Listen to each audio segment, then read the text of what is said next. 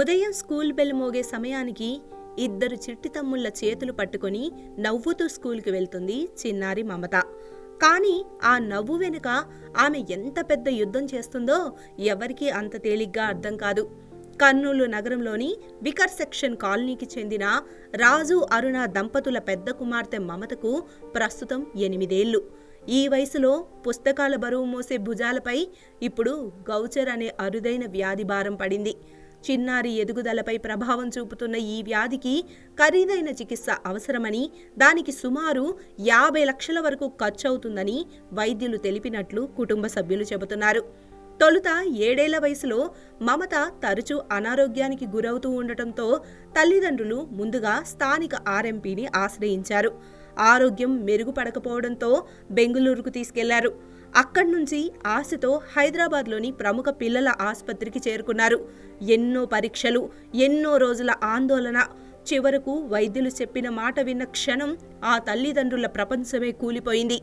మీ పాపకు గౌచర్ వ్యాధి ఉంది, దీర్ఘకాలిక చికిత్స అవసరం అనే డాక్టర్ మాటతో వారి జీవితంలో భయం, బాధ, ఆర్థిక భారమంతా ఒకేసారి చేరిపోయాయి.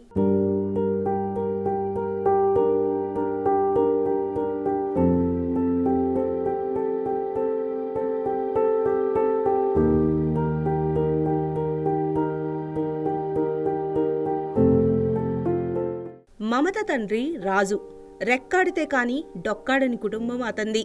రోజు ఆటో నడిపితేనే రాజు కుటుంబానికి అన్నం దొరుకుతుంది. మమత తల్లి అరుణ 3 పిల్లలను చూసుకుంటూ ఇంటిని నడిపిస్తోంది. ఒక పాప, 2 చిన్న కుమారులతో ఆనందంగా గడవాల్సిన ఆ ఇంట్లో ఇప్పుడు ప్రతిరోజు డబ్బు గురించే చర్చ. కూతురి ప్రాణం కోసం ఇప్పటికే అప్పులు చేసి సుమారు 3 లక్షలు ఖర్చు చేసినట్లు తల్లిదండ్రులు చెబుతున్నారు.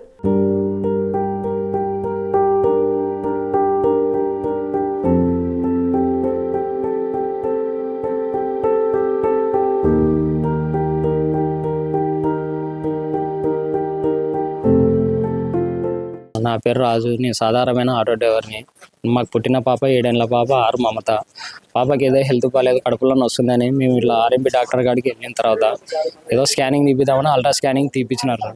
అల్ట్రా స్కానింగ్ తీపించిన తర్వాత ఇక్కడ స్ప్లీన్లో ఏదో ప్రాబ్లం ఉంది, స్ప్లీన్లో లివర్లో ఏదో వాపులాగా ఉంది, గవర్నమెంట్ హాస్పిటల్కి పోయి అడ్మిషన్ కావాలని చెప్పినారు సార్. అడ్మిషన్ అయిన తర్వాత అక్కడ ఒక 1 వారం రోజుల పాటు మమ్మల్ని గవర్నమెంట్ హాస్పిటల్లో పెట్టుకొని పాపకు అన్ని టెస్టులు చేసినారు.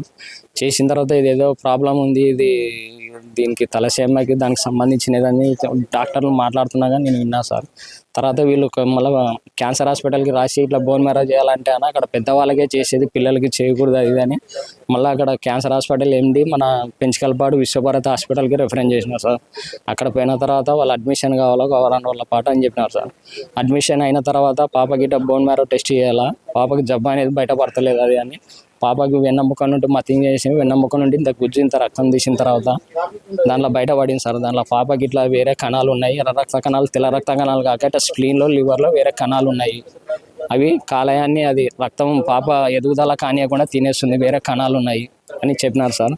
దీనికి ఎట్లా మేడం పరిష్కారం అంటే దీనికి ఇది జన్యు లోపమా మామూలు లోపమా అది ఇది అని చెప్పినారు సార్.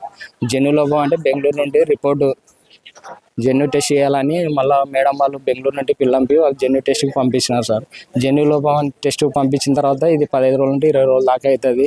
మీరు ఇంటికి వెళ్ళొచ్చిన తర్వాత ఇంటికి వచ్చిన తర్వాత మళ్ళీ పాపకి మళ్ళీ పిలిపించి ఇట్లా రిపోర్ట్లు వచ్చినాయి రమ్మని చెప్పిన తర్వాత ఇది జన్యు లోపమే, ఇది బోన్ ట్రాన్స్ప్లాంట్ చేయాలా, మాత్రలు వాడితే లైఫ్ లాంగ్ వాడాలా, ఇంజక్షన్లు అయితే నెలకు 2 ఇంజక్షన్లు వేయాలా, అంత ఖర్చు నువ్వు పెట్టుకోలేవు, నువ్వు పెట్టుకునే కాదు ఖర్చు అని మేడం వాళ్ళు నాకు చెప్పినారు సార్. దాంతో నిరాశ చెంది నేను ఎన్నికి అడుగు చేసిన సార్. సరే ఇది ఎందుకైనా మంచిది, పెద్ద ఇక్కడ హైదరాబాద్కి పోయి కలుద్దాము, దీనికి ఇక్కడ ట్రీట్మెంట్ ఎక్కర్లేదని మేడం వాళ్ళు చెప్తేనే నేను తిరిగి హైదరాబాద్కి రాధారమాదేవి మేడానికి రెమ్బో హాస్పిటల్కి వెళ్ళాను సార్, బంజారా హిల్స్. అక్కడికి వెళ్ళిన తర్వాత మేడం ఇట్లా బోన్ ట్రాన్స్ప్లాంట్ చేయాలా, 30 నుండి 35 లక్షల దాకా ఖర్చు అవుతుంది, 3 నెలల పాటు ట్రీట్మెంట్, సంవత్సరం పాటు ట్రీట్మెంట్, దాదాపు ఒక 50 లక్షల దాకా ఖర్చు అవుతుందని చెప్పినారు సార్. నేను ఒక సాధారణమైన ఆటో డ్రైవర్ని, నేను అంత ఖర్చు ఎలా పెట్టుకోవాలి అది అని నిరాశ చెంది తిరిగి రిటర్న్ అయినా సార్. దీనికి ఎలాగనైనా మీరు ప్రజలు ముందరకు వచ్చి నా బిడ్డను ఆదుకోవాలా, ప్రభుత్వం ఆదుకోవాలని వెనక్కి తిరిగి వచ్చేసాను సార్. ఇప్పటికే నేను 3 లక్షల దాకా అప్పు చేసుకొని ఉన్న బంగారం కుదబెట్టుకొని అన్ని తెచ్చుకొని అప్లపాలైనా సార్. నేను సాధారణమైన ఆటో డ్రైవర్ని, మీరే ఎలాగనైనా నా బిడ్డను బతికించాలని కోరుకుంటున్నాను సార్. గవర్నమెంట్ కానీ ప్రజలు కానీ ఏదో మీ సహాయశక్తితో నాకు తోచినంత సాయం చేసి నా బిడ్డను బతికించాలని కోరుకుంటున్నాను సార్.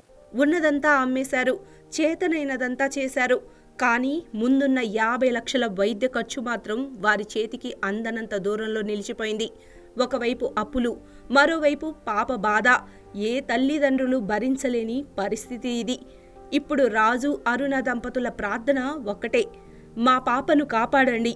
మేము ఆటో నడుపుకొని జీవించే వాళ్ళం. అంత పెద్ద మొత్తాన్ని సమకూర్చే స్తోమత మాకు లేదు. ఇప్పటికే చేసిన అప్పులతోనే ఇబ్బందుల్లో ఉన్నాం. ప్రభుత్వం, దాతలు, సేవా సంస్థలు స్పందించి మా మమతకు వైద్యం అందేలా చేయండి అంటూ వారు కన్నీటి వేడుకతో విజ్ఞప్తి చేస్తున్నారు. మనందరి ఒక చిన్న సాయం, ఒక చిన్న చేయూత ఈ కుటుంబానికి కొత్త ఆశను ఇవ్వగలదని వారు నమ్ముతున్నారు. వారి నమ్మకాన్ని నిజం చేసేలా, ఓ ప్రాణాన్ని నిలిపేలా దాతలు ముందుకు రావాలని ఇదే మా 9+ న్యూస్ విజ్ఞప్తి. నా పేరు అరుణ. నా పాప పేరు ఆర్ మమత. మా పాపకి గాచారి డిసీజ్ అనే వ్యాధి వచ్చింది. కాబట్టి అందరూ దయచేసి ఇది ఫేక్ అనుకోకుండా నా పాప ఫ్యూచర్, మా పాపని కాపాడాలని ప్రభుత్వాన్ని, ప్రజలని, అందరినీ కోరుకుంటున్నాను. ప్లీజ్ అందరు ముందరకు వచ్చి నా పాపని కాపాడండి. నా పాప ప్రాణాలు కాపాడండి. ప్లీజ్ హెల్ప్ చేయండి సార్.